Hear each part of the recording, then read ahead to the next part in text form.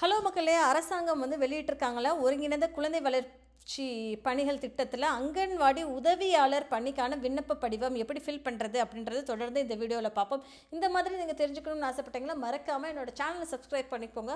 வாங்க வீடியோக்குள்ளே போகலாம். இது என்ன அப்படின்னு சொல்லி பார்த்தோன்னா, உங்களுடைய மாவட்டம் என்ன அப்படின்றது ஃபஸ்ட்டு இங்கே கொடுத்துடணும். நீங்கள் தஞ்சாவூர் மாவட்டம்னா தஞ்சாவூர் மாவட்டம் அப்படின்றது என்ன திட்டம், என்ன வட்டாரம் அப்படின்றதையும் இங்கே எழுதிக்கோங்க. அது போக உங்களுடைய புகைப்படம் இருக்கு இல்லையா, உங்களோட ஃபோட்டோ, பாஸ்போர்ட் சைஸ் ஃபோட்டோவை இந்த இடத்துல ஒட்டிக்கோங்க. விண்ணப்பதாரர் பெயர் மங்கையரசினா மங்கையரசின்னு எழுதிக்கோங்க. இல்லை உங்களோட பேர் என்னவா இருக்கோ அதை நீங்கள் இங்கே எழுதிக்கோங்க. தகப்பனார் அல்லது கணவர் பெயர் அது என்னவோ அது இங்கே எழுதிக்கோங்க. விண்ணப்பதாரின் இருப்பிட முகவரி, உங்களுடைய அட்ரெஸும் உங்களுடைய ஃபோன் நம்பரும் இங்கே மென்ஷன் பண்ணிங்க. அதுக்கப்புறம் விண்ணப்பதாரின் ஆதார் எண், மறக்காமல் கரெக்டான ஆதார் எண்ணை கொடுங்க. விண்ணப்பதாரின் இருப்பிடம் பேரூராட்சியா நகராட்சியா மாநகராட்சியா, அது எந்த பேரூராட்சி நகராட்சி மாநகராட்சி எதுவாக இருந்தாலும் அதோட பேரை இங்கே எழுதுங்க. அதுக்கப்புறம் விண்ணப்பதாரின் இருப்பிட ஊராட்சியா கிராமம் பேர், ஊராட்சி பேரோ இல்லை கிராமத்து பேரோ அந்த பேரை இங்கே எழுதுங்க. அதுக்கப்புறம் அங்கன்வாடி உதவியாளர் நியமனம் கோரும் காலி பணியிடம் குழந்தை மையத்தின் எண் பெயர் முகவரி. இங்கே கேட்குறீங்க இல்லையா, அது அங்கன்வாடி உதவியாளர் நியமனம் கோரும் காலி பணியிட குழந்தைகள் மையத்தின், எந்த மையத்தில் நீங்கள் கேட்குறீங்களோ அந்த மையத்தோடைய எண்ணு பெயர் முகவரி அதை இங்கே எழுதுங்க அப்படின்ற மாதிரி சொல்லியிருக்காங்க.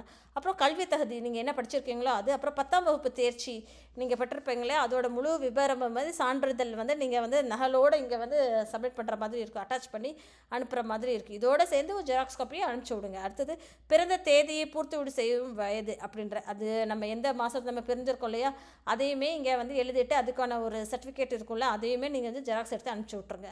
வகுப்பு அப்படின்றது கொடுத்துருக்காங்க ஓகேங்களா, அது நீங்கள் என்னவோ அதை நீங்கள் சூஸ் பண்ணிக்கலாம், டிக் பண்ணிக்கோங்க. அடுத்தது விண்ணப்பதாரின் இருப்பிட முகவரி சான்று ஏதேனும் ஒன்று, வாக்காளர் அடையாள அட்டையோ இல்லை குடும்ப அடையாள அட்டையோ ஆதார் அடையாள அட்டையோ எதுவாக இருந்தாலும் அதை நீங்கள் இங்கே எழுதிக்கோங்க சரிங்களா.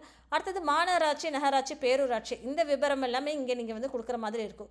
விண்ணப்பதாரர்கள் குழந்தைகள் மையம் அமைந்துள்ள அதே வார்டை சேர்ந்தவரா நீங்கள் அப்படின்ற மாதிரி கேட்டிருக்காங்க. அதே வார்டை சேர்ந்தவர்னா ஆமாம் இல்லைன்னா இல்லை. அதுக்கு அடுத்தது என்ன கேட்டிருக்காங்க, விண்ணப்பதாரர் குழந்தைகள் மையம் அமைந்துள்ள வார்டன் அருகில் உள்ள வார்டை சேர்ந்தவரா நீங்கள் ஓகேங்களா, அதுக்கு பக்கத்தில் இருக்க வார்டை சேர்ந்தவரா நீங்கள் அப்படின்னு சொல்லி கேட்டிருக்காங்க. ஆமானா ஆமாம் இல்லைலாம் இல்லை. விண்ணப்பதாரர் குழந்தைகள் மையம் அமைந்துள்ள வார்டை எல்லையில் அருகில் உள்ள அடுத்த வார்டை சேர்ந்தவரா, அந்த எல்லைக்குள்ளே இருக்கிற அடுத்த வார்டை சேர்ந்தவங்களா நீங்கள் அப்படின்ற மாதிரி கேட்டிருக்காங்க. ஆமானா ஆமாம் இல்லைன்னா இல்லை சரிங்களா. இதே ஊரகம் அப்படின்னு சொல்லியிருக்கு இல்லையா, அதோட கேள்வி இதெல்லாம் விண்ணப்பதாரர் குழந்தைகள் மையம் அமைந்துள்ள அதே கிராமத்தை சேர்ந்தவரா, நீங்கள் அதே கிராமத்தை சேர்ந்தவரா இல்லை பக்கத்து கிராம ஊராட்சிக்கு உட்பட்ட வேறு கிராமத்தை சேர்ந்தவரா அப்படின்ற மாதிரி கேட்குறாங்க. இதுக்கெல்லாம் நீங்கள் தான் பதில் சொல்லணும், ஆமாம்னா ஆமாம் இல்லைன்னா இல்லை அப்படின்ற மாதிரி. விண்ணப்பதாரர் நியமனம் கோரும் குழந்தைகள் மையம் இருக்கும் கிராம ஊராட்சி எல்லையில் அருகில் உள்ள அடுத்த கிராம ஊராட்சியை சேர்ந்தவரா அப்படின்ற மாதிரி கேட்டிருக்காங்க. ஆமாம் ஆமாம் இல்லைன்னா இல்லை அப்படின்ற மாதிரி சொல்லியிருக்காங்க. அப்புறம் விண்ணப்பதாரன் திருமண நிலை கேட்குறாங்க ஓகேங்களா. நீங்கள் திருமணம் ஆனவரா திருமணம் ஆகாதவரா, திருமணம் ஆனவர்னால் உங்களால் கணவனால் கைவிடப்பட்டவரா, மாற்றுத்திறனாளியா, மாற்றுத்திறனாளி குழந்தைகளுடைய பெண்ணா நீங்கள் அப்படின்ற, மாற்றுத்திறனாளி கணவருடைய பெண் குடும்ப தலைவியா நீங்கள், அப்புறம் விண்ணப்பதாரின் குழந்தைகளோ அல்லது கணவனோ விபத்து நாள்பட்ட நோயால் பாதிக்கப்பட்டு படுக்கையில் உள்ளாரா அப்படின்ற மாதிரி கேட்குறாங்க. இறந்த குழந்தைகளுடைய 35 வயதுக்கு உட்பட்ட விதவையா நீங்கள் அப்படின்ற மாதிரி கேட்குறாங்க. குறைந்த 2 பெண் குழந்தைக்கு உள்ள பெண்ணா நீங்கள் அப்படின்றது கேட்குறாங்க. குறைந்தது 2 பெண் குழந்தைகளுக்கு உள்ள பெண்ணா நீங்கள் அப்படின்ற மாதிரி கேட்டிருக்காங்க. அடுத்தது திருமணம் ஆகாதவர் அப்படின்னா நீங்கள் இதெல்லாம் ஃபில் பண்ணுங்கள். ஆதவற்ற பெண்ணா, தாய் தந்தை இல்லாதவரா, விண்ணப்பதாரர் மாற்றுத்திறனாளியாக இருந்தீங்கன்னா நீங்கள் குள்ள தன்மை உடையவரா அப்படின்ற மாதிரி கேட்டிருக்காங்க. தொழு நோயிலிருந்து குணமடைந்தவரா அப்படின்ற மாதிரி கேட்டிருக்காங்க.